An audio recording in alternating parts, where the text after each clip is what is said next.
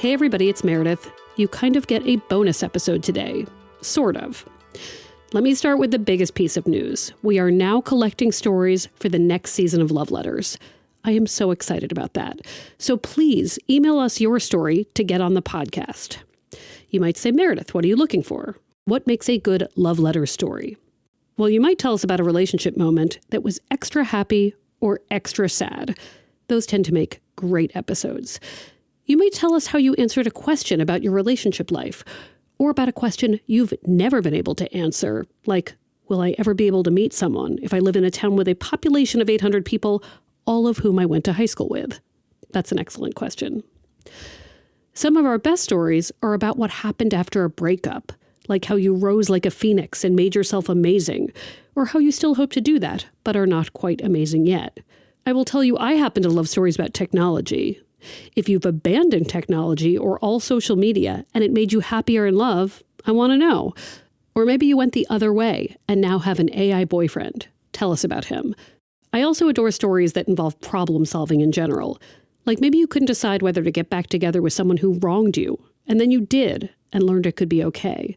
Or maybe you tried to decide whether to be non-monogamous, and something happened to help you decide whether that was a good idea. Anyway, you know what I like, you listen. To submit your story for the next season of the podcast, email loveletters@boston.com with your tale.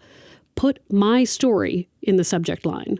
Tell us the best way to reach you. That's loveletters@boston.com, and please put my story in the subject line. Now for a bonus episode, or more accurately, a rewind. I'm going to replay a Season 2 episode today. It's a primer for next week's new episode. For some of you, this is going to be brand new. For others, you might remember that Season 2 featured a series of stories about how to meet someone. It was very public service-y for the single people. This particular episode, which we called Beware the Fairy Tales, was very special to me for reasons you'll be able to guess by the end. Anyway, take a listen to one of my favorite episodes and get ready for next week when you'll get a new related story. Here we go. One day in college, Kat agrees to help out a friend in film school. This friend is making a spoof of a 1940s noir film featuring a hard-boiled detective and a femme fatale. She's trying to seduce him. Kat shows up to the set thinking she's playing some small role. But when she gets there, surprise, she is the femme fatale. Playing the detective is this guy she doesn't know. He was already dressed in costume in the tan overcoat, and his hair was slicked back and very kind of dark, brooding man. So I was quite immediately very attracted to him. In the final scene, they kiss. Their bodies are locked together on a leather couch. Kat does not mind this one bit. Then the director yells cut, and that's when they notice it. My fishnets were actually caught in the fly of his pants, so our crotches were literally stuck together. I was sitting on the ground, sort of like mutually spread-eagled with someone else trying to disentangle your crotches. There's kind of little left to the imagination. From the Boston Globe and PRX, this is Love Letters. I'm Meredith Goldstein.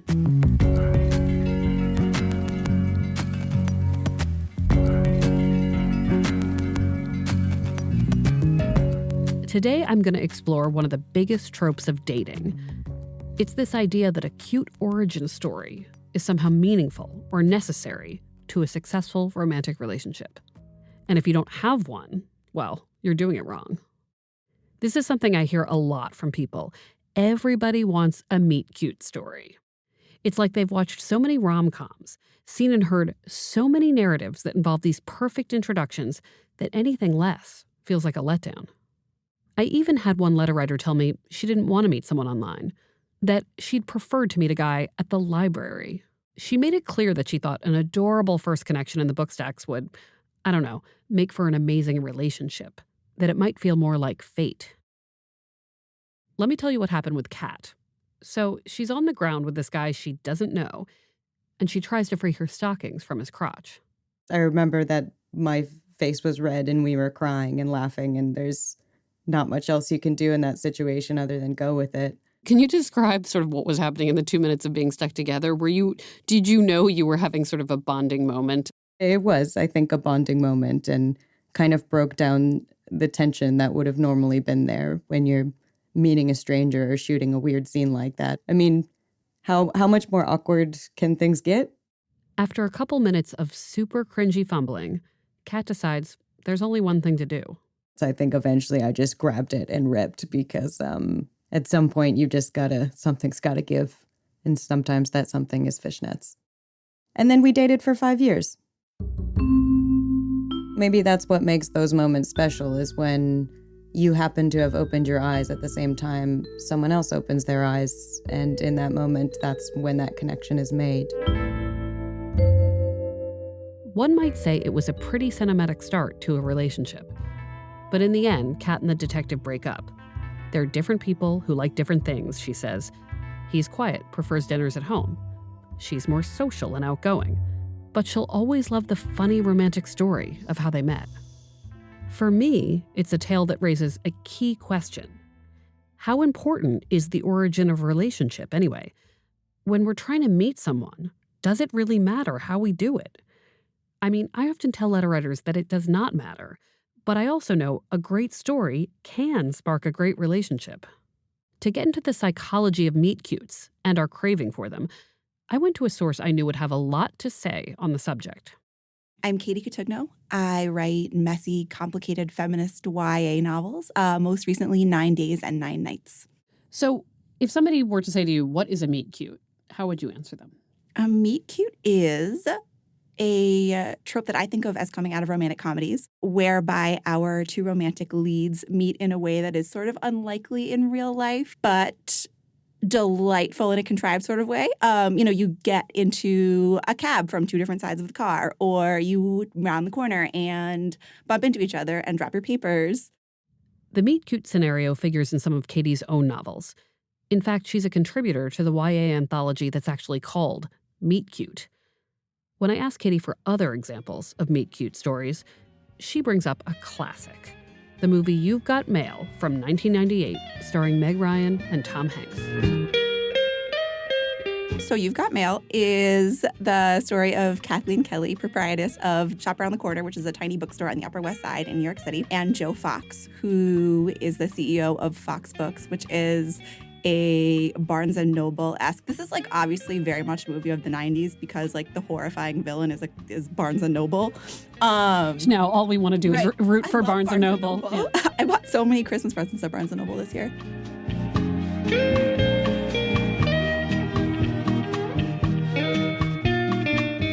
What is it about the meet cute in You've Got Mail that appeals to you? I think it's the idea of meeting someone in real life and not knowing that they are the person that you are already so intimate with in so many other ways. The idea that anybody that you meet could be the person that you already sort of think is your soulmate.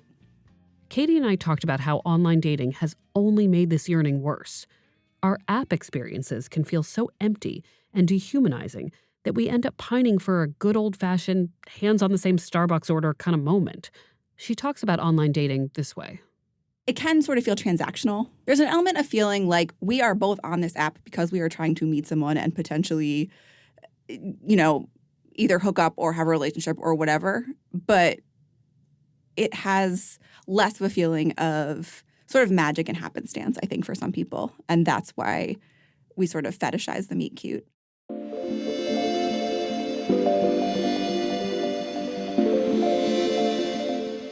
I actually think about meet cute stories a lot. Maybe because my family is full of them. Let's start with my parents. It's the early 1960s. My now late mom, Leslie, and my dad, Dave, are both teenagers living in different places outside of New York City. She's in Yonkers. He's on Long Island. They both attend this weekend music program at Juilliard, the performing arts school in the city. She's a pianist, a prodigy, some would say. My dad plays the bassoon.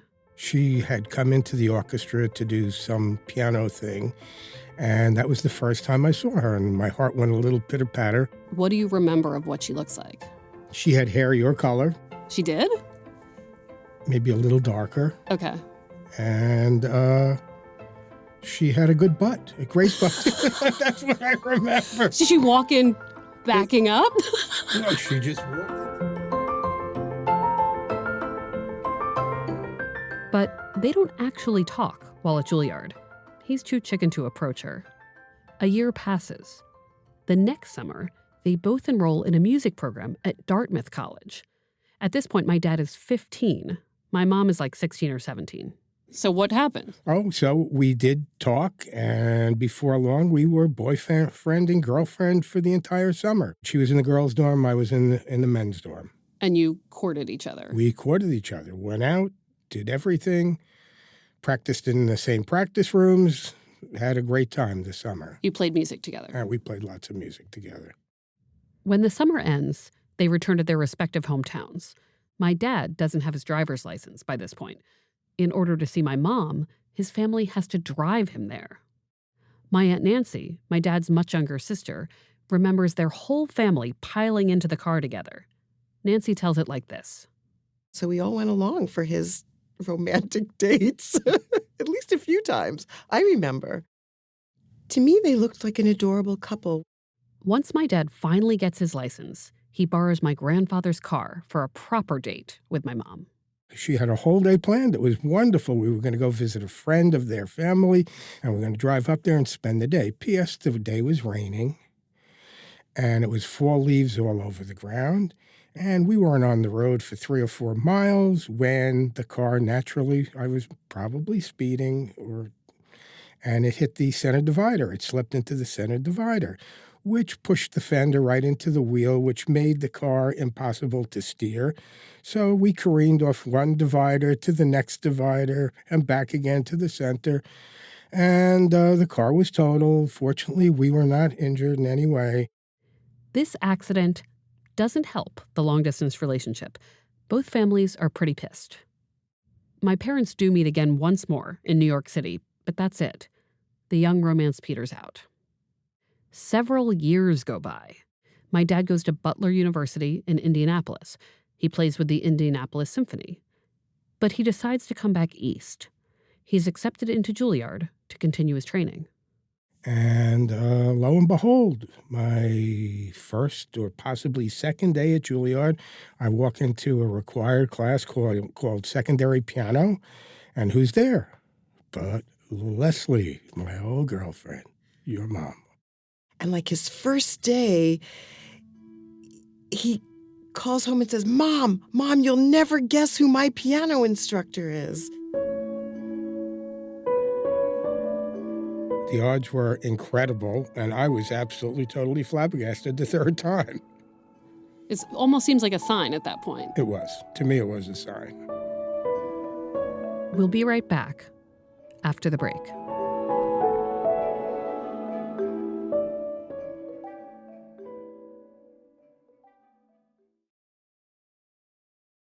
Okay, so this is adorable, right? My parents happen to reconnect at Juilliard years after first finding each other because my mom is teaching the piano class that my dad has randomly been assigned to. It was like, holy mackerel. I don't think it was 2 days and we were dating. The only problem is she's faculty and he's now a student, and that is against the rules. And, we'd be the huggy bear and kissy face in the elevators when no one was there and hiding out in the hallways like little kids. And it was quite amusing to a lot of people. I perceived it as like the perfect kind of romance because they were both musicians. They met again after so many years. That just seemed like, out of a fairy tale. My mom was like my best friend. She died in 2013. But I remember her telling me this meet-cute story when I was younger, how it felt like fate. No matter how many times my dad disappeared, he seemed to be put in her path again, until it stuck and they got married. I'll come back to this story in a minute. First, I want to get to another family meet-cute. This one involves my sister, Brett. So Brett had been through this terrible breakup with this guy she'd met at a holiday market in New York City. She was so miserable after getting dumped that a year later, when she passes another holiday market in the city, she knows it could mean terrible memories.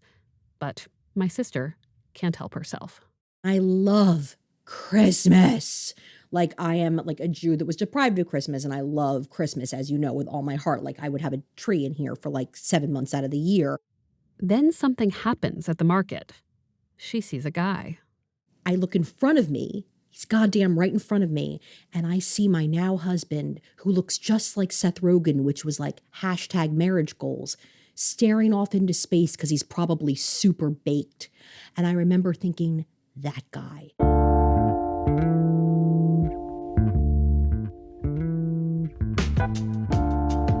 Britt goes for it. She just talks to him. Turns out he's a glassblower named Ben. They eventually fall in love. When people ask Brett how she and Ben met, she's happy to tell the whole story about how she almost avoided the holiday market, about how something compelled her to look. But otherwise, she says she doesn't really think about that day. What meant more, she says, is everything that happened after they met, which was much more work and more boring, but far more essential to their marriage than their initial meeting. Ben is 10 years younger than Brett. Initially, he wasn't ready to commit. Once we got together, and look, he would break up with me every 6 to 8 months and be like, I'm not ready for this. And I would like lawyer my way back into like, I would talk my way back into it. Eventually, I said to him 4 years in, you're not ready for this. If this is not your thing, and by then we were living together, go do your own thing, because I don't want the HPV and I don't want to deal with this anymore. I can't have you do both at the same time. Just go off and do your own thing. I will live with a broken heart. And then he like came back later with a ring and proposed. And we're married now. We have a really, really good marriage. So really, I don't live in memories at all when it comes to Ben. I would think about that first sparkly Christmassy moment more if we had more shitty times now, but we don't.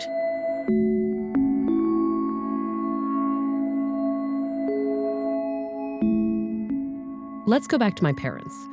They had that fairy tale start, but in the end, they did not have a great marriage.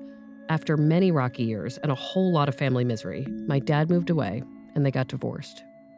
As relationships evolve, they evolve many different ways. People fall out of love. There are things that happen. Sometimes you meet people and you fall in love and you never really know who they are. So, the meeting and the love and that flame and the chemistry, can go either way, either a lifetime relationship or one that doesn't last forever. My dad wound up remarrying a woman he met through a friend. As for my mom, the most in love I ever saw her was with a man she met on a dating website. There was no traditional meet cute, just some awkward messages, and then coffee, and then more. I mean, think about all the other people on Tinder or Hinge or OkCupid today. Think about how many of them are on those apps at any given moment. What are the odds that two people will see each other and swipe right at the same time, and then get along in person? If that happens, isn't that cute enough?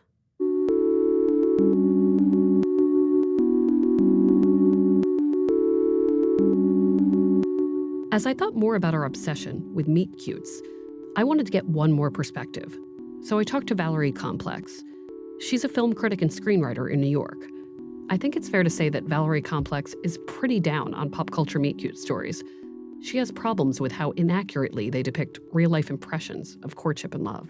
I think rom-coms are a way for us to escape, but the reality is that romanticizing romance isn't always a good thing because it doesn't always stay like that. I ask her to pick some movies that do romance better. She mentions 5 Year Engagement, the Jason Segel-Emily Blunt comedy from 2012. Like these people who are already engaged, and it's like how they stay engaged, and then they are not engaged anymore, and then they get back engaged and get married. So it's like, that's interesting. Like, I don't, like how you meet is interesting. What is it about the relationship that's keeping you two together? The plot actually reminds me a little of Brett's story. You have these two people who have to work so hard in the early years of a relationship just to keep things afloat, only to be made stronger by that process. Because a lot of meetings and origin stories can be nice, and then you can't function as a pair, or it's hell, it's abusive, or, whatever. You just don't know. So I think it's, it's important to not just look at like how you meet, but look at the person and, really hone in on who they are. I get that.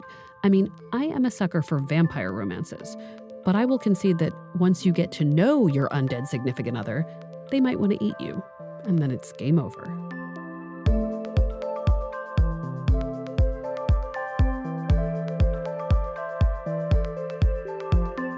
Okay, now that we can kind of agree that meeting on apps can be just as romantic as anything else, let's check in with Erin. On our last episode, Erin and I got on OkCupid together, and I began sorting through potential suitors for her. After a few days of swiping, I have to admit, I started getting secondhand dating fatigue. There were just so many faces, and for whatever reason, so many photos of men holding fish they just caught. And there were also so many people who like rock climbing. I don't think Erin wants to do much rock climbing. I found myself logging off a lot. Luckily, Erin was swiping too. And she was not deterred. Even though she was the one who originally got fed up and quit all of the apps, it was Erin who pressed on when my interest waned. Her persistence paid off. She got 2 dates within just a few weeks of being back on OkCupid. Hey Meredith, it's Erin. So it's Saturday night and I'm about to leave for the first of 2 dates of the weekend. Date number 1 is with someone we'll call Garlic Guy. Before they meet, Garlic Guy sends Erin some videos on how to slice garlic because Erin is looking to perfect her knife skills. Erin finds this charming. I'm actually looking forward to this one, which is probably a mistake, seeing as I get burned so many times, but I feel like I can be excited for this one. He seems interesting. He seems interested in me. And so I'm hoping it goes well. I'll check in after the date to let you know how it went. All right. They have drinks at a couple of different places, and it goes okay. Not terrible, but not great either.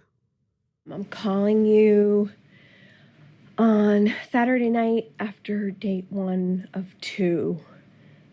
It wasn't the worst.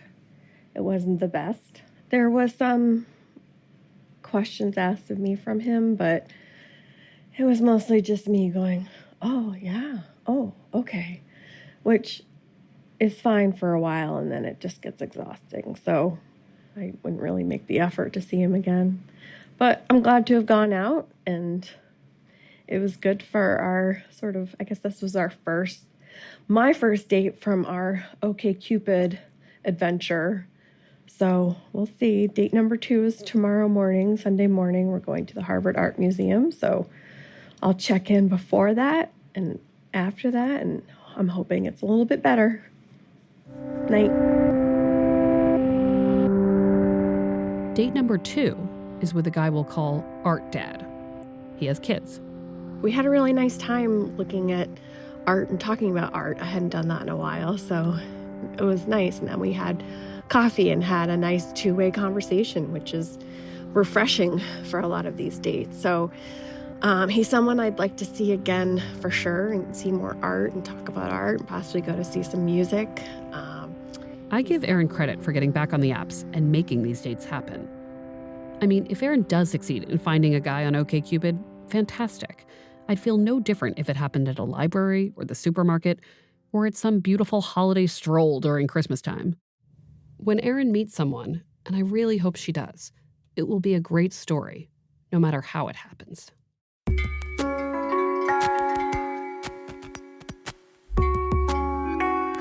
If you want to hear more about my sister Brett, or about how my family turned me into an advice columnist, check out my memoir. It's called Can't Help Myself. Love Letters is a production of the Boston Globe and PRX. The podcast is produced, edited, and engineered by Amy Padula. Audio mixing, sound design, and mastering by Ned Porter. Music by APM. Our executive producers are Scott Hellman and Janice Page. Special thanks to Linda Henry and Brian McGrory. We want to hear your stories of dating and meeting people, and not meeting people. Email us at loveletters@boston.com or tweet at us using the hashtag LoveLettersPodcast. On the next episode, I explore a different reality of dating. How much it costs. Sometimes, love is not cheap. Be sure to subscribe to Love Letters on Apple Podcasts, Spotify, Radio Public, or wherever you listen. And if you like the show, consider leaving us a review on Apple Podcasts. We're online at loveletters.show. I'm Meredith Goldstein. Thanks for listening. And as Joe Fox says in You've Got Mail, I just want to say that all this nothing has meant more to me than so many somethings.